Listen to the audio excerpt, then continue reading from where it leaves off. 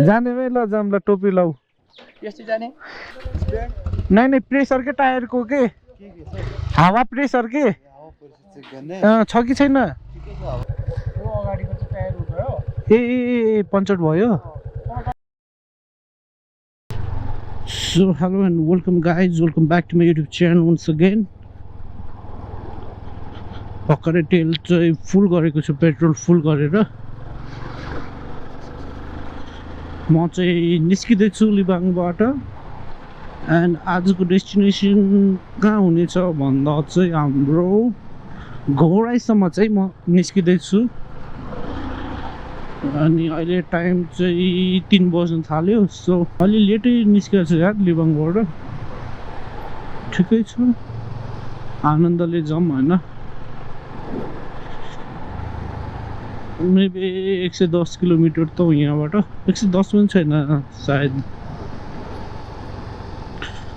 65-70 kilometre त्यहाँ 100 किलोमिटरको आसपास होला सायद है ब्याट्री पनि चार्ज गरेर छैन पावर ब्याङ्क पनि बोकेको छैन केही छैन आज चाहिँ मसँग यत्तिकै निस्किएको छु क्या सो सर्ट क्लिपहरू मात्रै बनाउँदै निस्कनु पर्ला भन्ने मेरो विचार हो आज अनि अगाडिको मेरो सक्कर पनि क्या ठोकिरहेछ कि डम डम ठोकिरहेछ अगाडि अहिले कच्ची बाटोमा त मेरो त 12 बज्नेवाला छ आज चाहिँ मैले चेन स्पकेट नै चेन्ज गरेको होइन सो यस्तो मक्खन भागेको छ कि बाइक चाहिँ मक्खन भाग्यो भन्दा पनि चट्ट पारामा होइन कम्फोर्टेबल वेमा चाहिँ कुदिरहेछ कि चेनले पनि यति फरक पार्ने यार चेन र चेन स्पकेटले पनि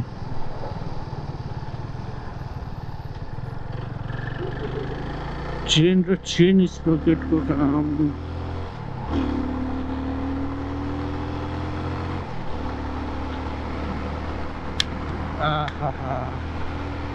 हावाले फुकेको छ होला यार माइकमा पुरा तर मलाई फेरि यस्तै कुदाउन मजा आउँछ दारबोट चाहिँ आइसकेँ म होइन अलि अगाडि छ दारबोट अब सो अब दारबोट आएर चाहिँ दारबोट मेरो साथी छ आवास सो उसलाई चाहिँ ल्यापटप चाहिँ छोडेर चाहिँ जानुपर्ने भयो मैले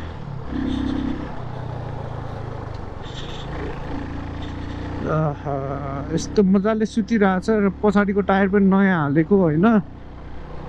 मस्त अब रेडियल टायर त भयो बबाल सोध्छ कि रेडियल टायर चाहिँ 140 को छ ल म चाहिँ यो धारबोट भन्ने ठाउँमा आइपुगेँ है शहीद मार्ग हो क्या सायद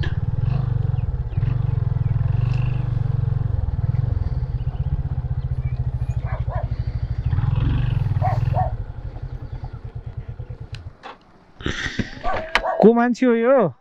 घाँस जाम न त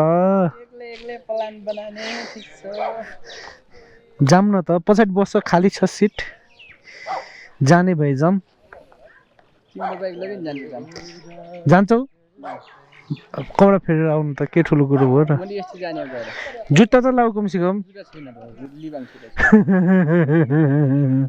जाने भए ल जामला टोपी लाऊ जान्छु भने जाम भोलि फर्केर आउँला के छ र यस्तो सिट खाली हुँदा हुँदै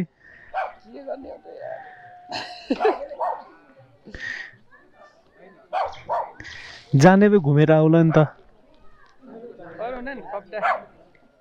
कौडा म यस्तै आएको छु भित्र केही लागेको छैन यार चिसो रहेछ यार जाम जाने भाइ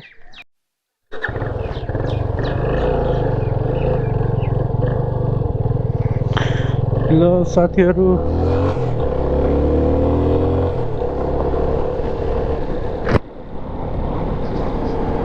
ल अहिले चाहिँ मैले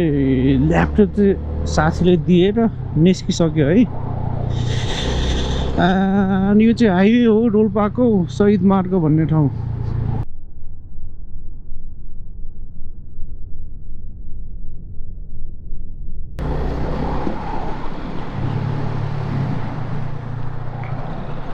शहीद मार्ग यो बाटो चाहिँ पहिले जनयुद्ध बेला चाहिँ श्रमदान गरेर बनाएको रे यो बाटो चाहिँ।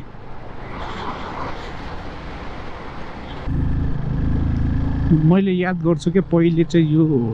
ठाउँ चाहिँ यस्तो बजार होइन चल्ने कि यहाँबाट चाहिँ लिबाङ पुग्नको लागि चाहिँ 32 किलोमिटर जति टाढा छ लिबाङ। एन्ड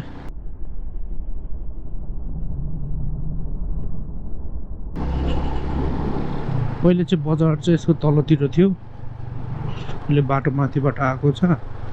यहाँबाट चाहिँ पैदल हिँड्नु पर्थ्यो कि लिबाङको लागि। म पनि 2-3 चोटि चाहिँ पैदल हिँडेको छु यो बाटो होइन लिबाङसम्म। अनि त्यो समय र अहिलेको समय हेर्दाखेरि कस्तो भास्ट डिफ्रेन्ट क्या। त्यति बेला चाहिँ गाडीहरू पनि नआउने होइन, बाटै नभएको, गाडी नभएको। यो 1 दशकमा मान्छेहरू चाहिँ बहुत चेन्ज 1 दशकमा नै। सो गाइज अहिले चाहिँ चट्ट एक्लै कुद्ने बबाल मजा आउँछ क्या। हेरौँ न है, हात छोडेर कहिले कहिले होइन, रिक्स चाहिँ हुन्छ तर मजा पनि आउँछ। हाम्रो नेपालको भयो बेहाल, हाम्रो नेताको जसो चाल। नेतादेखि याद आयो अहिले चुनावी माहौल अहिले एकदमै व्यापक छ क्या। चुनावी माहौल भन्दा पनि भोट चाहिँ दिइसक्यो होइन।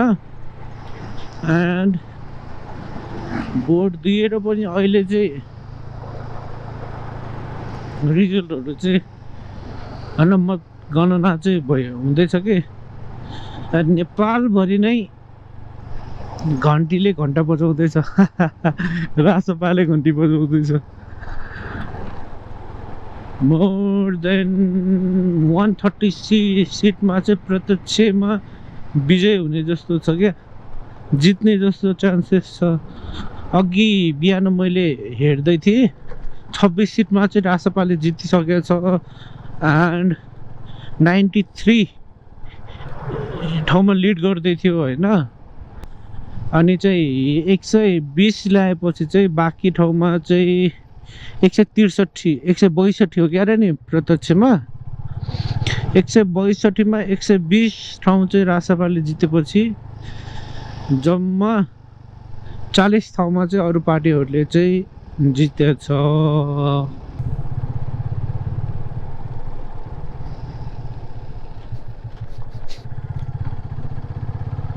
सो अहिले चाहिँ म त्रिवेणी भन्ने ठाउँमा आइपुगेँ है।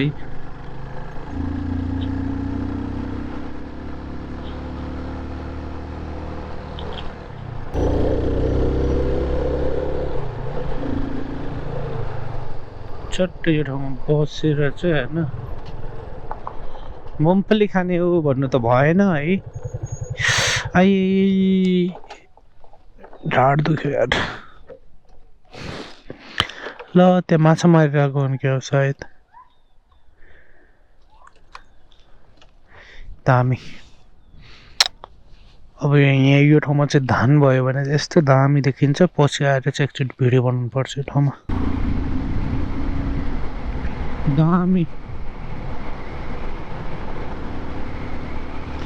तर माथि गएर चाहिँ हावा चेक गराउनु पर्छ यार। हावा बढी छ जस्तो मानेको छु मैले। एकदमै उफ्रिरहेको छ क्या बाइक चाहिँ। अब पिच रोडमा खासै फरक पर्दैन होइन। अहिले अफ रोडमा त मेरो त हात दुखाइदिन्छ, ढाड पनि दुखाइदिन्छ क्या। अहिले चाहिँ हामी नुवागाउँ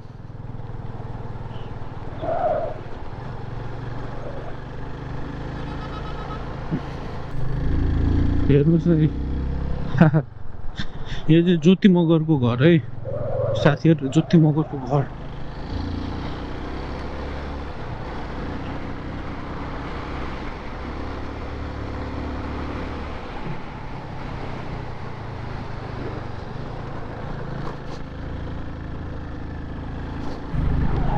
कस्तो दामी दामी सिन छ तर अब मैले ड्रोन किने भने चाहिँ यो सबै ठाउँमा म उडाएर छोड्ने हो क्या छोड्ने भन्दा पनि उडाउँछु सबै ठाउँहरूमा दुर्घटनाग्रस्त क्षेत्र ए साँच्चै हो रहेछ दुर्घटनाग्रस्त क्षेत्र सिधै आएर ठोक्यो क्या यार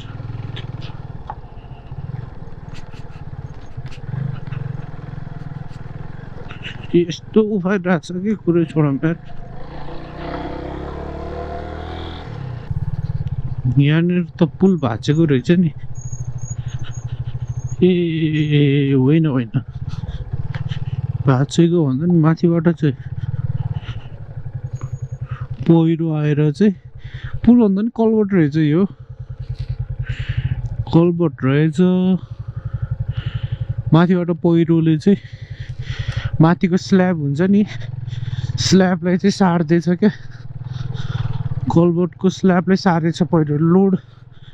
बेसी आयो नि त माथिबाट धेरै आयो त्यो कारणले स्ल्याबलाई चाहिँ सारेको रहेछ इन माई एजम्सन भन्दा पनि म एउटा टेक्निकल पर्सन भएकोले बुझेँ मैले चाहिँ सो फाइनल्ली म चाहिँ दहबन भन्ने ठाउँमा पनि आइपुगेँ है दहबन हावा की छोके प्रेसर चेक गर्ने भनेको थिएँ कोही नरहेछ त्यहाँ चाहिँ त्यही भएर अगाडि नै आइसकेँ म अब चाहिँ होलेरी गएर चाहिँ प्रेसर पनि चेक गरौँ ल एन्ड प्रेसर चेक गरेर चाहिँ फेरि निस्कनु पर्छ यता guys guys I am feeling so much cold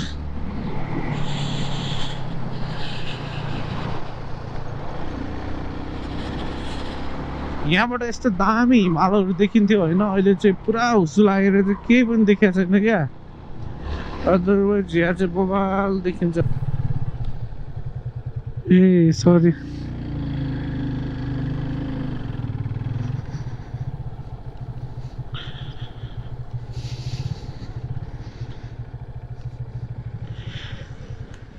pressure check गर म टायरको ए धन्न लड्नु भयो यार प्रेसर चेक गरौँ न पछाडिको नै प्रेसर के टायरको के हावा प्रेसर के छ कि छैन उफारिरहेछ कि बढी त्यो छैन प्रेसर छैन नि लास्ट उफारिरहेछ यार पिचमा उफारिरहेछ कच्चीमा त खतम बनाउँछ होला हल्का हल्का भ्लग भिडियो बनाउने थोरै बढी नै छ होइन हावा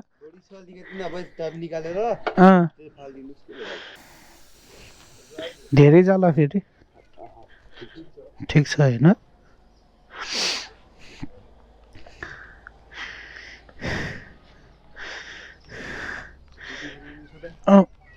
के हल्का युट्युबमा यार 1-2 वटा भिडियो हालिदिएको छ माथि छ है ठिक छ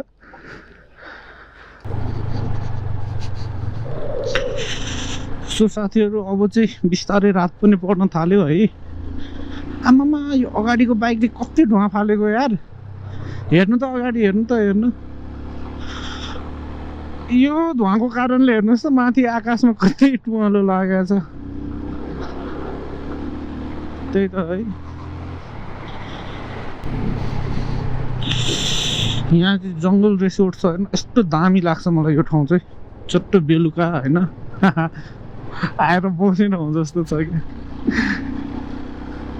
अहिले त फुल फुलेको छैन रहेछ नत्र अरू बेला चाहिँ फुल पनि फुलेको हुन्छ कि दामी देखिया हुन्छ ठाउँ चाहिँ म उताको बाटो जान्दैन म यहाँ सर्टकट बाटो हिँड्नु पर्ने भयो है त्यो बाटो गए त म त बर्बाद धुलोले बर्बाद भइन्छ होला यो बाटो चाहिँ जाउँ कि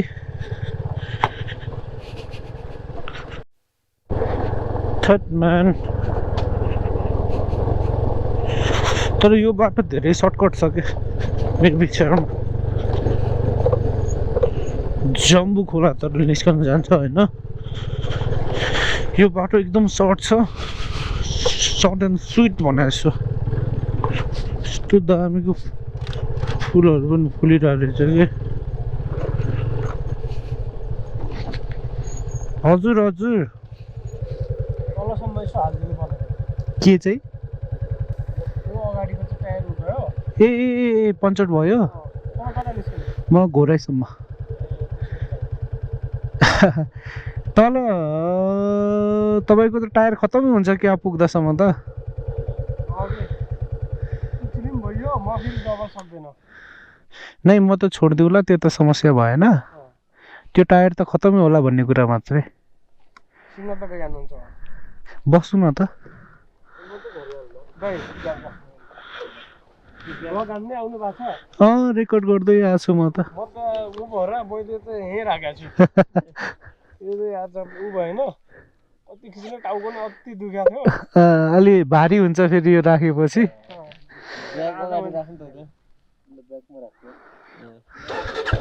बस्नु न त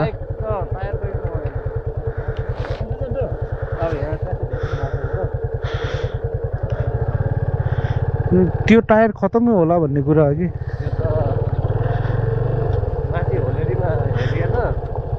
तल त झन् ग्यारेज छैन म लिबाङबाट तपाईँको बाइकलाई पनि देखाएको थिएँ मैले हो कहाँ भन्दा तिला सायद है त्यस्तै माने मैले हो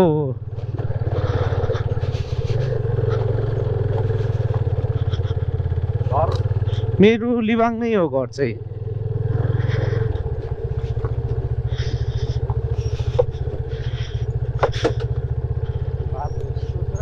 हजुर हजुर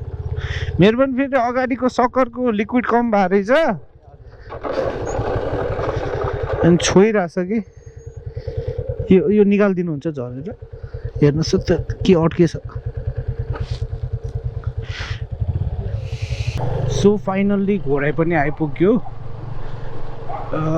बाटोमा एकजना के भन्छ दाइलाई चाहिँ लिएर चाहिँ आएको थिएँ मैले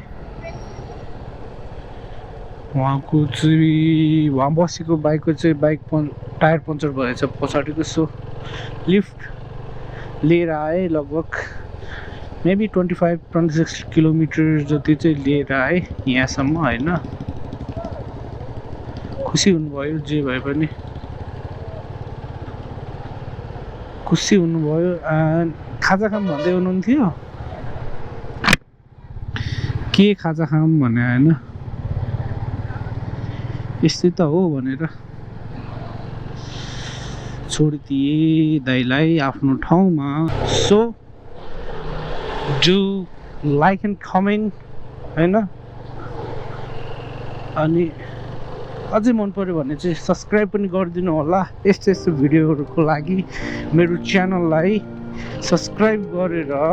बेल आइकनलाई पनि चट्ट पारमा थिचिदिनु होला है अनि त्यहाँ यसो पर्सनलाइज अल सल के भन्छ होइन अलमा चाहिँ क्लिक गरिदिनु होला नि so that's it for today Tata